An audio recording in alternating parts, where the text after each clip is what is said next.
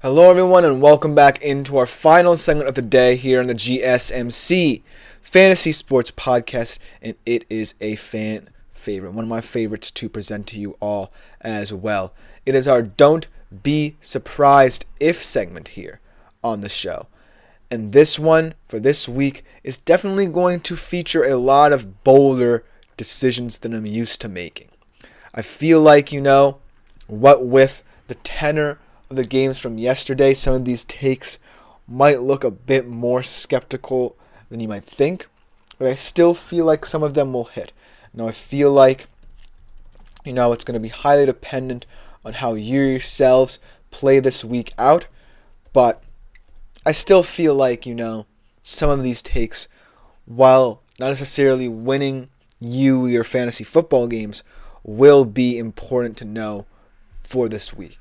And because they're just my feelings as well, but they could help you make some important fantasy decisions. But without further ado, let us jump right into our final segment of the day. Starting off in the NFC East after a crazy game, this prediction that I just made is one that, feels like it can be a little bit skeptical for this team going forward. And not for nothing, though, it still can warrant consideration from you all if you feel like I'm right in my sentiment to understand the depth of the Washington Commanders running back room. So I'm going to say my first bold fantasy prediction of the week is that the Commanders not letting fantasy points this week by Jaden Daniels, by Austin Ekeler. And the reason why I like this is because I'm going to pull up the Commanders schedule here because I am blanking on who they are playing this week. But when I look at the tenor of the Commanders running back room, I really like the balance they've shown. Yes, they play the Giants next week. So that is a very easy matchup for them that I expect them to win. But getting back into why I feel like the Commanders running back room should be getting more of a look. I feel like the balance there to kind of offset, the heroics of what Jaden Daniels can do is really something to behold.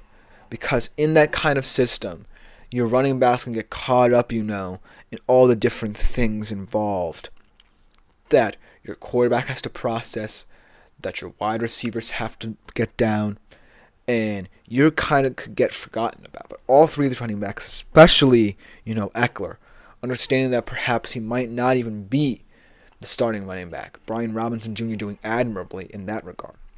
But just giving this team the value that a lot of people, and pundits especially, thought he might have lost in the last couple of seasons for Los Angeles, where he struggled with injury. I feel like he's found his footing and found a proper home for himself in Washington. It's kind of the tone setter for this Washington Commanders offense. Someone who can diversify enough to make this offense less predictable than, say, other college-style offenses we've seen and have shown to have failed. So that's why I feel so confident in promoting Austin Ekeler as a valuable fantasy asset this week and beyond for this Washington Commanders offense. And then the second one that I want to get to, this one is a little bit more bold. This one I kind of feel like can hit too as well, but it's going to take a lot for this very hot and cold offense to truly make this prediction ring through.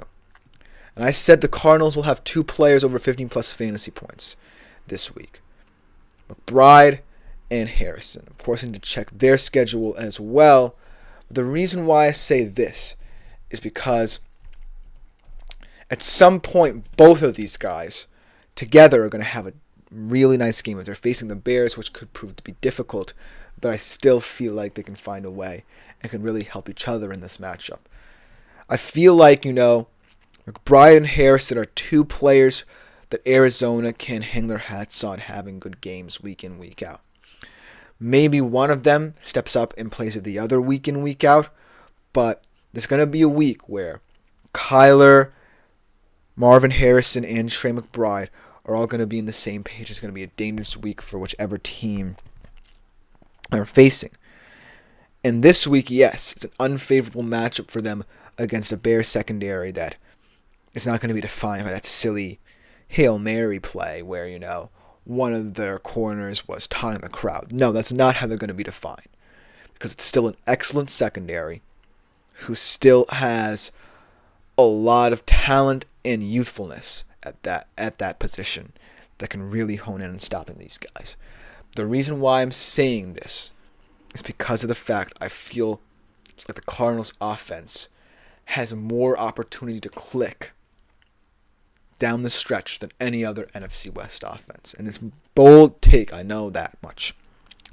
But I feel like we're seeing glimpses of what this truly can look like when this whole operation is up to speed. And what it will look like is going to terrify a lot of teams in the NFL, especially teams who might not be expecting it. They're going to push a lot of teams down the stretch. We're already seeing them pick up nice little wins, comeback wins at that as well, that can really boost their morale throughout the season. And it's going to be highly contingent on players such as this to really separate themselves from the pack in the NFC West. Because as much as I'm still a Seattle Seahawks fan and riding with the Seahawks, I know how deep the NFC West is right now. And I know the dangers of thinking that you could be ahead of the pack when in fact you're falling further and further behind. And so that's why the Cardinals are such a hopeful team, because they are capable of having two players who can get you in real life and fantasy 15 plus points. And so that's why this prediction, as bold as it is one that I'm going to say confidently can happen, if not this week, then in a couple weeks down the road. But it's still one that could warrant consideration because of these two guys' prowess in fantasy. The third one looks a little bit bad now, but if he does play, I'm telling you, this guy is truly someone who has earned my respect this season for New England. Drake May, again, maybe this is going to have to happen sometime on the road, seeing as to how he most likely is not going to come back from a concussion. We'll continue to talk about and update you on his status throughout the week. But at the end of the day, it isn't far-fetched to see some week someone like Drake May enter the top 5 at a fantasy the QB position for fantasy, rather.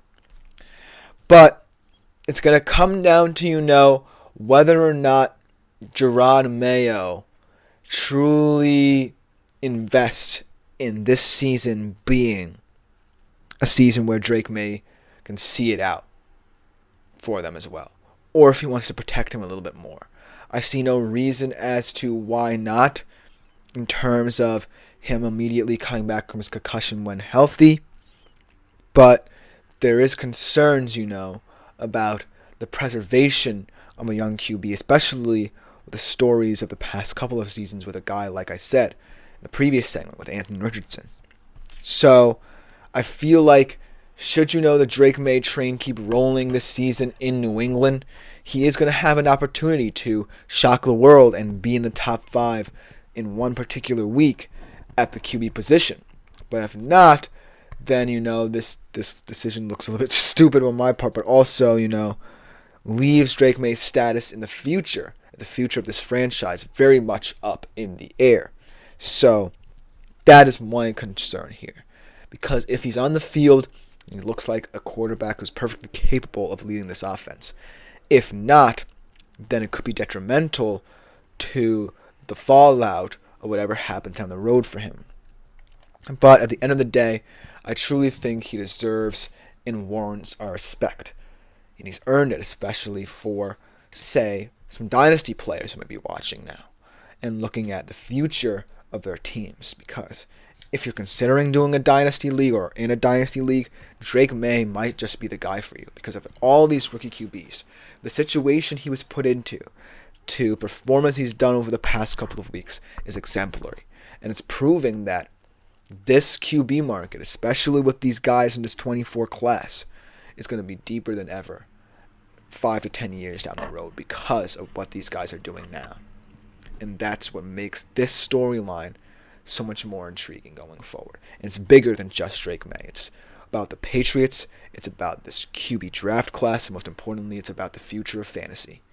So this prediction, I could be wrong. We may not even see Drake May again this season if they decide to, shut him down and are worried about, him getting further injured. But this certainly warrants consideration, considering the fact of his trajectory. The final one that I wanted to present to you guys here today is perhaps my biggest long shot of the week. The Bucs upsetting the Chiefs behind a great performance by Jalen McMillan. Now, this one doesn't necessarily seem as far-fetched as it sounds because of the fact that they did put up a valiant effort against the Atlanta Falcons, but the Chiefs just keep on finding ways to win no matter how horribly they play. And that's the dangers of facing a good team when you're a team like the Bucs, who are going to have to rely upon your secondary weapons, especially a guy like Jalen McMillan. But the reason why I love what Jalen McMillan can bring to this offense is because he's kind of not necessarily a gadget player, but someone who can affect the game in ways other than just his status as a wide receiver. You can use him in the kick return, you can use him on end arounds, you can use him on jet sweeps, you can use him effectively in the red zone. You can utilize him to the best of your abilities and open up even more avenues for this offense, sans Evans and Godwin for the time being.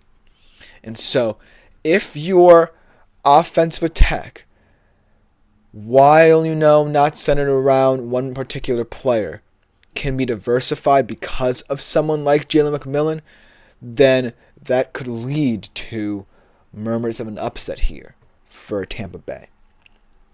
And I think that it will be calm for Baker Mayfield to rely upon one guy to truly step up for him going forward. And if that guy is Jalen McMillan, then kudos to the Bucs for identifying someone in this year's draft who could be the future of this organization after you say goodbye to Evans and Godwin at whatever time that is. But for the time being, he's going to be the guy who's going to be the X factor for this offense going forward and trying to keep them relevant in the NFC playoff picture. Let me know what you think about this in the comments. I really liked all of my predictions for this week. Let me know what you think. But that will just about do it for today's show. This has been the GSMC Fantasy Sports Podcast, brought to you as always by the GSMC Sports Network. I've been your host, Chris Shepard. Thank you all for tuning in. We'll be back tomorrow, as always, at 3:30 p.m. Eastern. But always remember, consider liking, following, and subscribing to the show. Consider making yourselves available to the Super Chat, Super Thanks, and Super Stickers features here on YouTube to interact with it. But other than that, thank you all for tuning in yet again. I'm out.